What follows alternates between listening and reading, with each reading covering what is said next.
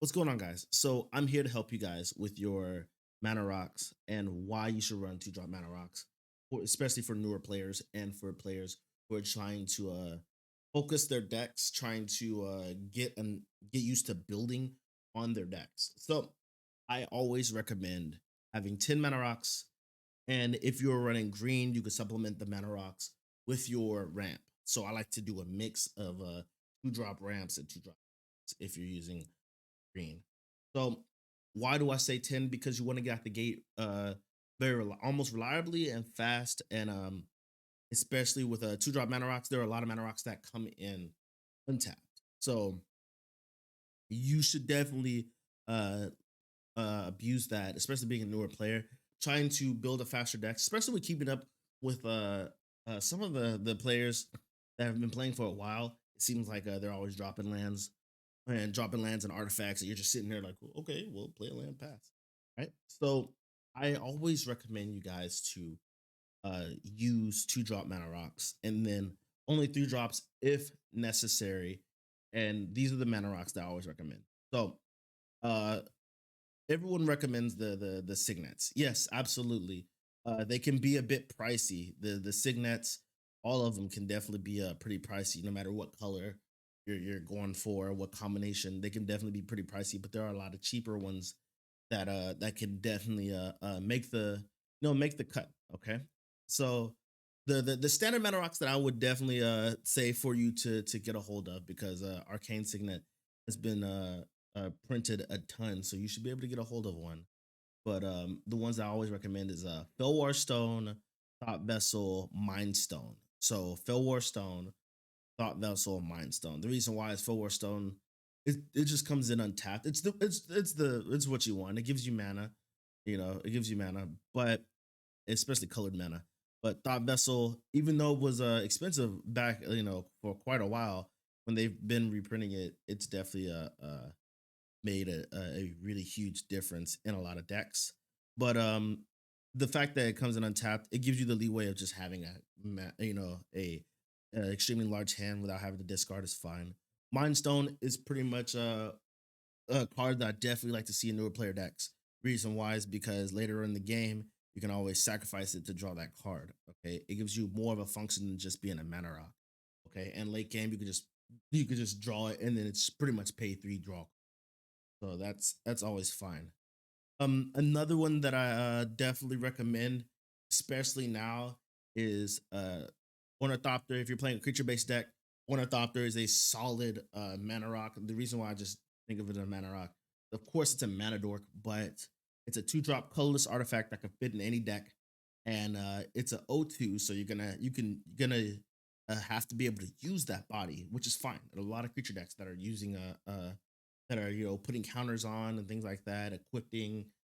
That's where the benefit of it. It's a two drop colorless Birds of Paradise. In my opinion, the flying definitely makes it big. You can abuse it because its evasion is really solid. Okay, Liquid Metal Torque. The reason why this card is really really beneficial is because not only does it enter untapped, you get to make a permanent an artifact. So as long as it's non-land permanent, you can make an artifact, which allows your removal to help a little bit better. If you have something that says a short target artifact or enchantment, well, you can tap this for without sacrificing it. First of all, you can tap it and then make target. Doesn't have to be yours. It's just make it an artifact, and then you use whatever you can to destroy that creature, whether it's whether it's their planeswalker, because it says permanent, their planeswalker, whether it's their commander, or whether it's just something that you really just don't have, a creature that you just need to get off the field, but you don't have that type of removal. All you have is your artifact or enchantment removal. Well, this kind of opens that up. Plus, it just comes in untapped. That's really solid. Okay. It also helps against if someone has intimidate, and you need to block with a creature that's an artifact. Well, you can make it one of your creature's artifact. That's a little underlying text right there. So then you have the Prismatic Prism. This is one filters your mana. All right, it's really solid, especially in two color decks. It helps filter your mana. Three color decks, even more so. It doesn't come in tapped. It helps you get that extra mana that you would need. All right, that's what's really really good. Um, so other ones I do recommend is the talismans. Talismans are fine. I think they've gone up a little bit in price, but talismans definitely help, and you can also have them come in untapped, which is like that's the beauty of them. That's the beauty of them. So my secondary recommendations, and I'll definitely put it in my decks as diamonds, the diamonds, because you really just need that. You really just need that color, especially for budget decks. Diamonds are always great to have in your decks. They do not disappoint at all. Diamonds help gives you that color. They're two drops, so you can just drop turn two, drop a diamond, or turn one soul ring, and then tap that soul ring, drop a diamond. You're probably not gonna use that extra mana of that turn anyway.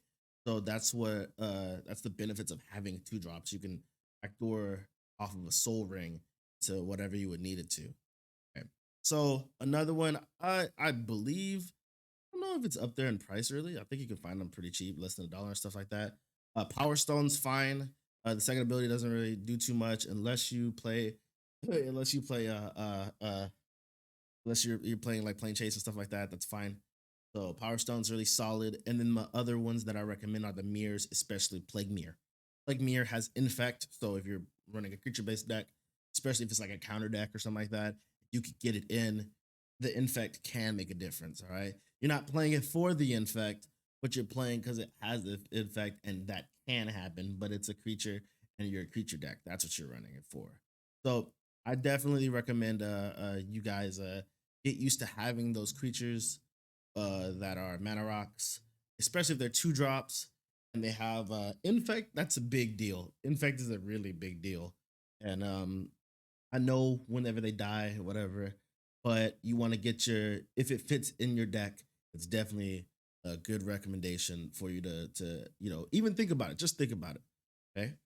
So those are my recommendations for you guys. I hope it helps a lot. This is a really good starting place for newer players. Definitely consider it. Uh, two drop mana rocks can help you get out of the gate extremely fast. So let's recap. I recommend you have 10 forms of ramp in your deck. As far as two drop mana rocks, have it come in untap if possible. But if it comes in tap, let it give you a color, or at least a color. And that's pretty much it. You guys, please be safe and careful. Thank you so much.